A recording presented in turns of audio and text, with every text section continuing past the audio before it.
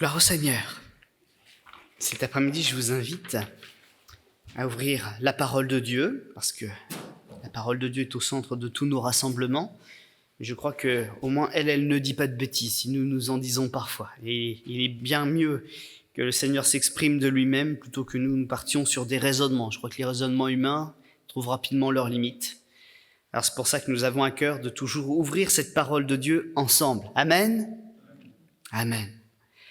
J'aimerais lire justement un texte de quelqu'un qui s'est beaucoup battu avec son propre cœur. Il s'agit du roi David. Mais il s'est pas battu avec son propre cœur pour se faire du mal. Au contraire, c'était pour encourager son cœur à écouter ce que Dieu avait vraiment à dire. Et ça, je crois que c'est un trait de caractère qui nous caractérise cet après-midi. On a investi ce temps, on ne l'a pas perdu. 1 heure dans la maison du Seigneur, c'est pas grand-chose, mais c'est très utile. Et c'est pas 1 heure perdue, c'est 1 heure investie pour faire du bien à notre âme et pour nous préparer à la rencontre de notre Dieu. Le psaume numéro 11, donc, nous dit ceci, il n'y a que quelques versets, 7 versets, je vais donc tous les lire avec vous cet après-midi. Et je ferai peut-être quand même cette petite remarque, c'est que les commentateurs qui ont donné naissance à cette traduction de la Bible, en tout cas de la mienne, les traducteurs ont voulu mettre un petit sous-titre pour aiguiller un petit peu notre compréhension du texte. Donc, c'est écrit pour moi sur mon édition, « Cherchez refuge en Dieu » ou « En toi je me réfugie ». Au chef des chantres de David, c'est dans l'Éternel que je cherche un refuge. Comment pouvez-vous me dire, fuis dans vos montagnes comme un oiseau, car voici les méchants bandent l'arc. Ils ajustent la flèche sur la corde pour tirer dans l'ombre sur ceux dont le cœur est droit. Quand les fondements sont renversés, le juste, que ferait-il? L'Éternel est dans son saint temple. L'Éternel a son trône dans les cieux. Ses yeux regardent. Ses paupières sondent les fils de l'homme. L'Éternel sonde le juste. Il est le méchant et celui qui se plaît à la violence. Il fait pleuvoir sur les méchants des charbons, du feu et du soufre, un vent brûlant. C'est le calice, la coupe, qu'ils ont en partage. Car l'Éternel est juste, il aime la justice. Les hommes droits contemplent sa face. Amen. Vous savez, ce roi, David, là nous avons lu un psaume qui parfois même était repris sous forme de chant. Cette prière adaptée donc en chant. Et ce roi David, il avait cette habitude de jamais s'endormir n'importe comment le soir. Il aimait déverser son cœur devant le Seigneur. Comme ça, il était comme un vase vide, prêt à être rempli. Rempli par quoi? Par tout ce que le Seigneur allait ensuite lui donner de bon. Lui, son engagement, et je vais dire sa discipline pour s'approcher de Dieu, c'est de dire ma journée a été dure. Vous savez qu'il y a des journées qui sont dures parfois. Et de dire mais je me coucherai pas comme ça sur les choses qui m'ont fait du mal. Je veux les confier à quelqu'un qui peut m'aider. Amen? C'est pas bête comme idée, c'est pas bête du tout. Et visiblement, ça lui a bien réussi. Alors le soir, il allait dans la prière et il cherchait un refuge en Dieu. Parce qu'il savait aussi une chose, c'est que la nuit, nous, on dort. L'être humain est fait comme ça. On n'est pas tout à fait conscient. Et puis, lui, c'était un roi. Vous savez ce qui se passait pour les rois de cette époque-là. Ils se réveillaient pas toujours parce qu'il n'y avait pas toujours des personnes bien intentionnées dans leur environnement. Des rois disparaissaient comme ça parce qu'ils étaient assassinés ou mis de côté ou ils fuyaient dans la nuit parce que, il y avait une rébellion. Et cet homme-là, donc, qui visiblement avait du mal à trouver le sommeil, il avait pris cette discipline de trouver refuge en Dieu. Et j'aimerais vous dire, à vous aujourd'hui, vous avez bien raison. On n'est pas tous des rois ou des reines, mais en tout cas, c'est le même Dieu pour chacun d'entre nous. Et si c'est attardé sur les misères de cet homme-là, je crois que notre Dieu, qui n'a pas changé, il veut aussi s'arrêter sur nos misères à nous.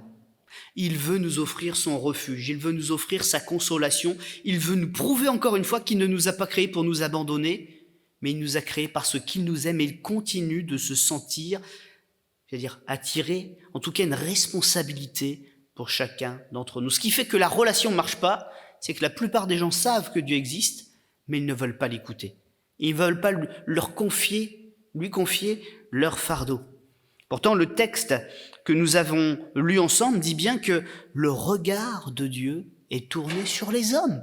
Ça, c'est une réalité, c'est pas moi qui le dis, c'est la Bible, parole de Dieu qui nous dit comment est Dieu et ce qu'il fait en ce moment. Et en cet instant, on pourrait lire d'ailleurs d'autres textes dans l'Écriture parce qu'il n'y a pas une vérité à un endroit puis une autre un peu plus loin qui dit le contraire. La Bible est cohérente. Et si dans l'Ancien Testament on trouve un texte qui dit ça, on pourrait aller dans le Nouveau Testament qui dit que les regards de Dieu et même le regard des anges est plongé dans les églises. Ils regardent ce qui s'y passe. Et ils nous voient tels que nous sommes. Prêt à agir, prêt à recueillir notre voix, notre prière pour en faire quelque chose. Et ce quelque chose, c'est de se manifester, de se rendre sensible, de se rendre, accessible à chacun d'entre nous. Parce que vous avez remarqué à quel point que quand tout va bien, on oublie tout le monde, hein, même notre famille parfois. Et on ne reprend des nouvelles que quand il y a des deuils ou des maladies ou des choses graves. Et c'est là qu'on se rappelle que oui, on n'a peut-être pas téléphoné très souvent. Avec Dieu, on a le même comportement, on va pas se mentir. Quelqu'un qui dira « oui, moi j'aime Dieu de tout mon cœur » mais qui prend pas soin des siens, je crois qu'il se ment à lui-même. D'ailleurs, la Bible nous le dit. Mais si on arrive déjà à prendre conscience de ce que l'on est, de notre égoïsme, peut-être parfois de ce défaut de laisser trop longtemps les gens de côté, si on en prend conscience déjà pour les nôtres, ça nous rapprochera de Dieu aussi. Et on découvrira à quel point la relation que Dieu veut avec nous est une relation extraordinaire et bénie. Nous n'avons pas douté de l'existence de Dieu. Et à aucun moment, la Bible dit « si Dieu existe ». Alors parfois, il y a des propos rapportés qui ne sont pas les propos de Dieu, mais de gens qui ont parlé pour essayer d'offenser le peuple de Dieu ou Dieu. Donc des fois, il y a des choses comme ça, mais ce sont des paroles d'hommes que la Bible a consignées pour qu'on s'en rappelle, pour qu'on prenne exemple. Mais dans la bouche de Dieu, dans la bouche des prophètes, même dans la bouche de ceux qui ont simplement expérimenté des choses, jamais l'existence de Dieu n'est remise en question. La Bible commence avec Dieu et elle finit avec Dieu et ceux qui ont voulu de lui. Mais tout au long, il n'y a qu'une seule vérité. Dieu existe et il est la source de notre existence et de notre avenir. Dieu a un avenir et de l'espérance pour chacun d'entre nous. Malgré les tracas qui nous empêchent de dormir, malgré les coups que l'on peut prendre, lui, il n'a pas dit son dernier mot. Il continue d'agir, de nous défendre et de tisser des relations fortes, en tout cas de chercher à tisser des relations fortes avec chacun d'entre nous. Alors par contre, je vais vous concéder une chose, c'est qu'aucun homme n'a jamais vu Dieu. On a des yeux, mais c'est pas comme ça qu'on le voit. C'est pas comme ça qu'on l'expérimente. Dieu est esprit. Et il y a donc une part de nous qu'il va falloir éveiller à la présence de Dieu. Mais je vous rassure, si vous êtes vivant, si vous mangez, si vous dormez, si vous respirez, c'est que vous êtes normalement constitué. Et dans cette constitution qui fonctionne, qui vous rend vivant, qui vous a donné une personnalité, il y a aussi un don. Peut-être qu'on ne l'utilise pas souvent, mais qui est là. Un sens caché, c'est la perception de l'éternité. On ne le voit pas, Dieu, mais on sent sa présence. On ne l'entend pas avec notre oreille, mais quand on fait une bêtise, quand on fait quelque chose qui ne va pas, dans notre cœur, il y a comme une petite voix qui nous dit « non, ça non ». Alors on l'écoute ou on l'écoute pas, hein. Mais vous avez remarqué avec moi que ça vous est déjà arrivé, de dire « là, j'ai été trop loin ». Est-ce que c'est seulement notre intelligence ? Ou est-ce qu'il y a aussi quelqu'un qui essaye de nous interpeller, de nous dire « pas comme ça ». L'éternité existe, mais pas comme ça. Pourquoi je dis ça ? Parce qu'il y a aussi une chose parfois qui est déformée dans la croyance populaire, c'est qu'on croit que tout le monde ira au paradis, et qu'il y a des universalistes. Hein. Dieu est tellement bon que de toute façon, t'inquiète pas, hein, une fois que tu seras parti vers l'éternité, tout se passera bien quand même. C'est un mensonge. Hein. Ça, c'est pas ce que Dieu a dit. Il a dit à des gens vivants sur cette terre, et donc à nous aussi, il y a devant toi un choix. Il y a la vie, il y a la mort, mais Dieu s'est pas arrêté là. Il a dit ce qu'il voulait pour nous, ce qu'il attendait de nous, choisis la vie. Parce que Dieu parle. Et donc Dieu a une volonté. Et quand il nous révèle qu'il y a le bien, le mal, qu'il y a la mort, qu'il y a la vie, il nous dit aussi ce qu'il attend de nous. Laisse ton péché maintenant et rejoins-moi. Si on n'est pas prêt maintenant, en tout cas si dans notre imperfection nous ne cherchons pas Dieu, si nous ne cherchons pas à nous réconcilier avec lui, Mais une fois qu'on sera de l'autre côté, ce sera trop tard, notre éternité sera scellée. Alors pourquoi je disais qu'il y a un mensonge, c'est que certains disent « on vit et puis après plus rien ». C'est faux. Dieu n'a pas dit ça. Il y a un corps que nous avons qui est un véhicule, mais à l'intérieur, il y a un petit bonhomme, une âme, un esprit, qui lui est indestructible, parce que c'est ça qui a été créé à l'image de Dieu. Vous avez déjà vu la chenille et son cocon, ou le papillon et son cocon plus exactement. Eh bien, nous sommes faits exactement pareil, d'une certaine manière. La chenille, animal qui rampe, qui a peu de force, assez peu de défense, très fragile dans un monde immense. Combien de fois on s'est senti comme ça? Fragile, avec des forces limitées. Et voilà qu'il se passe quelque chose est prévu pour que la chenille change et qu'elle devienne quelque chose d'autre. Parce qu'elle n'est pas destinée à ne rester qu'une chenille. Sa vocation, c'est de s'envoler et de partir très loin. Il faut que des ailes lui poussent. Alors elle entre dans une période où elle est dans un cocon pour vivre sa transformation. Alors je vais sortir un petit peu de cette image, mais gardez-les bien à l'esprit.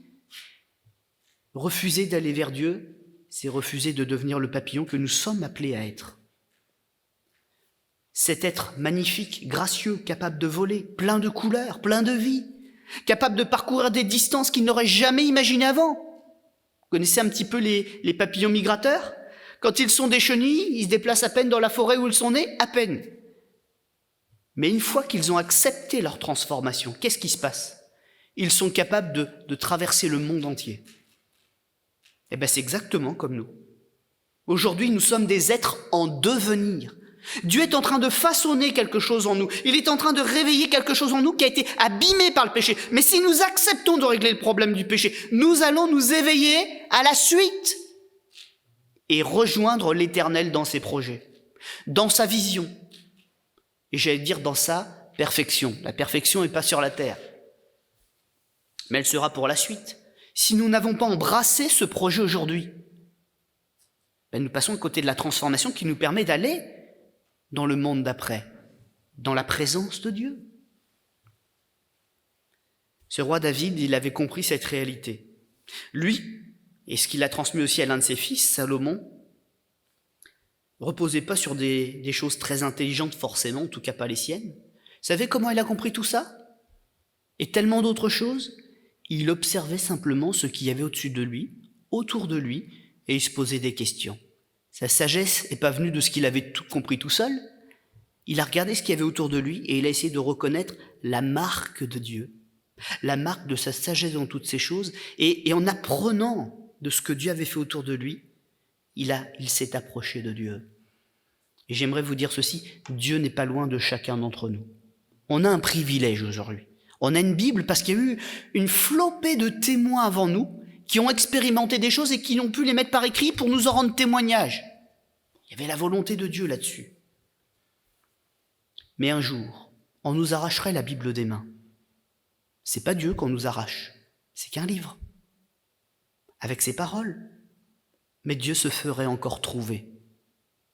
Parce que Dieu, personne ne peut le faire taire. Et il y a une chose extraordinaire par rapport à ça. C'est que Dieu n'a pas simplement parlé, il est aussi venu accomplir des choses dans ce monde. Pour répondre à des prières comme celle du roi David tout à l'heure. Il est venu accomplir notamment une œuvre de paix et de libération, celle que l'on appelle la croix. À la croix, il a vaincu les péchés. C'est-à-dire qu'il a vaincu toutes les choses qui ont fait offense à Dieu dans nos vies et que nous sommes venus déposer. Vous êtes donc d'accord avec moi de comprendre que la croix, c'est pas le bout de bois dressé sur une montagne à l'extérieur de Jérusalem, il y a plus de 2000 ans, il y a 21 siècles. La croix, c'est une œuvre de l'Esprit que Jésus a accomplie. Il nous y a prouvé son amour. Il nous y a prouvé que Dieu s'intéresse encore à nous. Il nous a prouvé que malgré toute la noirceur de l'être humain, Dieu use encore de patience pour nous attirer à lui. Voilà quelle est l'œuvre de la croix. C'est pas le bout de bois, mais c'est véritablement l'intention profonde de Dieu qui nous est révélée. Et il n'est pas allé par 4 chemins, s'incarnant pour nous parler, devenant homme comme nous sommes des hommes, il a été jusqu'à livrer sa vie pour nous prouver que notre vie, c'est vrai qu'elle est importante parce qu'elle est fragile, mais c'est pas au corps que nous devons trop regarder. Jésus a livré son corps en vivant sacrifice. Mais où est parti son esprit? Nous le savons très bien. Assis à la droite du Père. Alors c'est vrai que ça fait peur de quitter la chenille pour passer par le cocon de la mort pour être transformé. Pour vivre les choses que Dieu nous appelle à vivre. Ça s'appelle la foi. Mais il ne nous demande pas de croire en des choses que personne n'a jamais expérimentées. Jésus en a donné l'exemple. Il est venu nous prouver que tout ce que la Bible nous promet, tout ce que Dieu nous promet est vrai et qu'un jour ça s'accomplira pour nous aussi.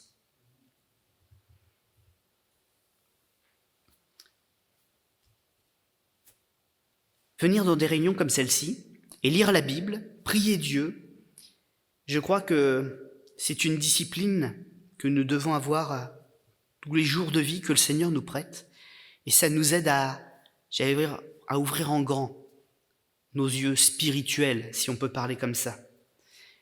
Et avec les années d'expérience, je peux personnellement déjà en rendre témoignage, mais la plupart d'entre vous, vous pouvez le faire aussi. J'arrive à reconnaître Dieu là où je ne le voyais pas autrefois. C'était lui qui agissait. Et moi, je voyais juste une bizarrerie, le hasard. Mais maintenant que j'ai grandi, que j'ai expérimenté Dieu, que je le connais un petit peu mieux, je peux vous dire que le hasard, ça n'existe pas. Dieu est humble. Dieu est discret. Dieu ne fait pas la foire, il ne fait pas des grands spectacles pour attirer les regards parce qu'on se réjouit une heure au grand spectacle, une fois qu'on est sorti, on est fatigué, puis on oublie. Ce que Jésus fait, ce que Dieu fait, ce sont des œuvres qui durent. Et quand on les a vues, on sait très bien que rien ni personne ne pourra faire la même chose. Et ça reste gravé là. Alors, je vous le dis simplement, si vous n'avez pas encore expérimenté que Dieu est bon, si vous n'avez pas encore vu sa main, sachez que vous pouvez bientôt vous en rendre compte, parce qu'il l'a déjà fait. Et quand vous ouvrirez les yeux, vous serez un vrai chrétien parce que vous direz « Je m'écris loué soit l'Éternel » à cause de tous les bienfaits qu'il a fait. Et vous comprendrez de nombreux passages de votre vie où vous vous en êtes sorti, vous avez dit « J'ai pas compris comment, mais je suis bien content d'en être sorti ». Mais à ce moment-là, au moment où vous serez réconcilié avec Dieu, vous direz « Il était là. Déjà, il était là. Je l'ignorais, je l'évitais, je le trahissais peut-être même. Mais il était là, il était encore là. Et jusqu'à maintenant, il est là. Et vous pourrez pousser ce cri du cœur, j'en suis convaincu. Maintenant, je reste avec toi, Seigneur. » Ça, c'est un chrétien. C'est pas quelqu'un qui a fait quelque chose d'extraordinaire, le chrétien.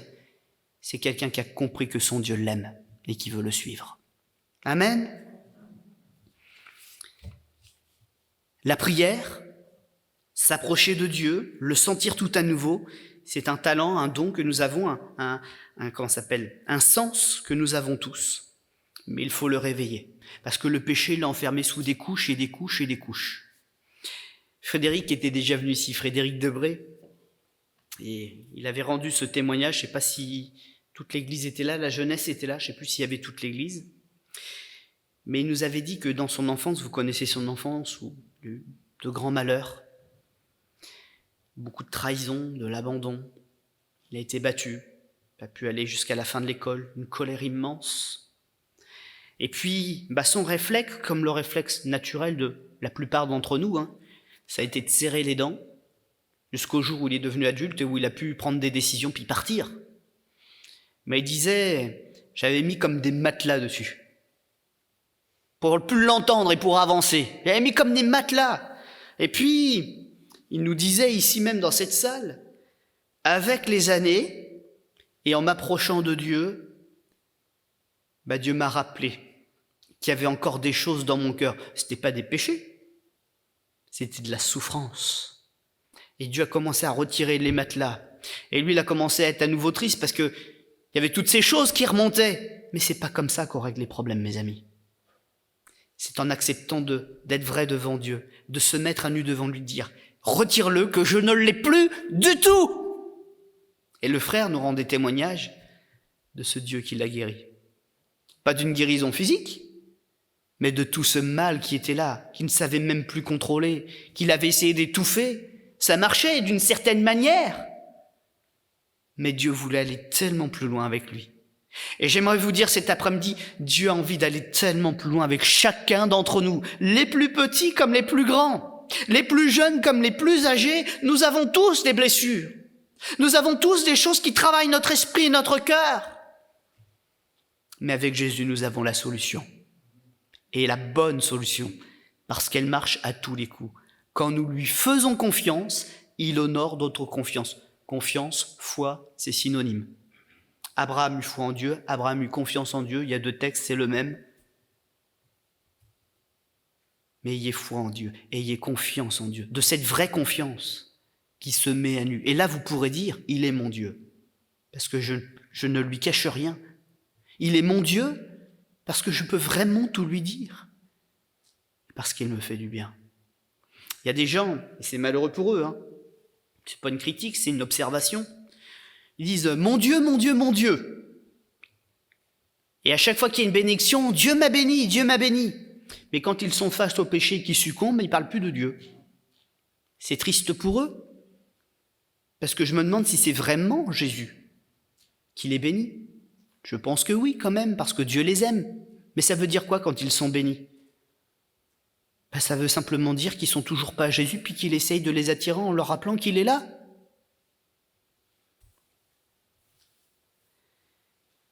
Je me méfie des gens qui me disent tous les 4 matins « je suis béni, je suis béni, je suis béni ».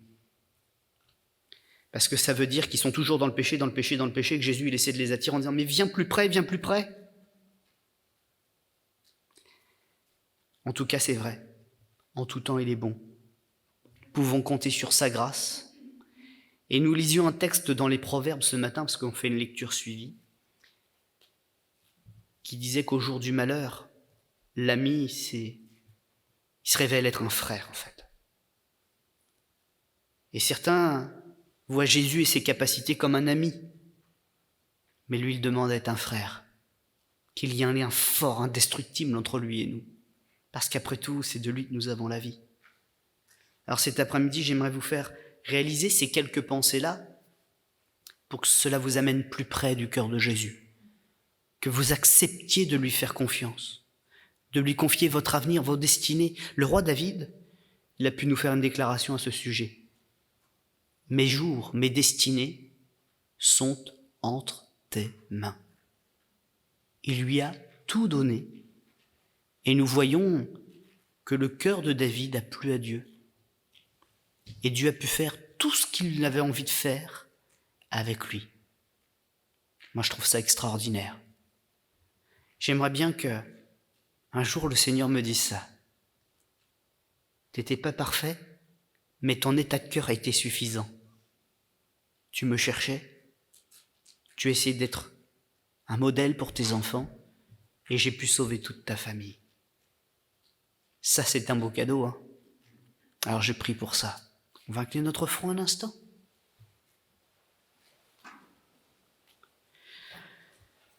Seigneur, n'est pas sauvé celui qui est le plus fort.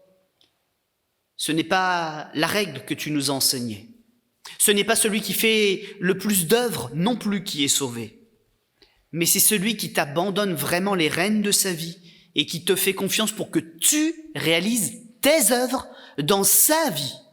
C'est ça qui te glorifie. Quand tu peux dire « je t'ai sauvé, je t'ai délivré, je t'ai aimé, tu m'as rejoint ».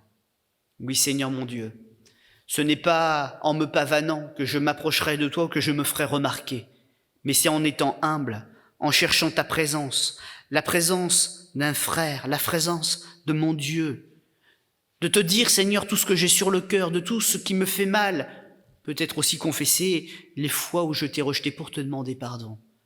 Mais si c'est ça mon état d'esprit, alors je sais que la porte est grande ouverte pour m'accueillir et que ton royaume m'attend. Parce que tu n'as rien demandé de plus difficile que cela. La mort à la croix, c'est toi qui l'as fait. Combattre les ténèbres, c'est toi qui l'as fait. Vaincre la mort, c'est toi qui l'as fait. Tenir les démons à distance, c'est toi qui l'as fait. Porter mes blessures, porter mes colères, porter ma haine, toutes ces choses, c'est encore toi qui veux le faire pour moi cet après-midi. Alors je viens à tes pieds, Seigneur, conscient de cela. Non pas pour dire, Seigneur, fais pour moi, fais pour moi, fais pour moi, mais avec foi je veux dire, merci Jésus. parce que tu n'as pas attendu que je vienne, tu préparais déjà cette rencontre. Tu préparais déjà ce temps pour que je reparte d'ici libre, dans la joie et célébrant non pas le Dieu de mon voisin, mais mon Dieu vivant à moi que j'aime. Amen.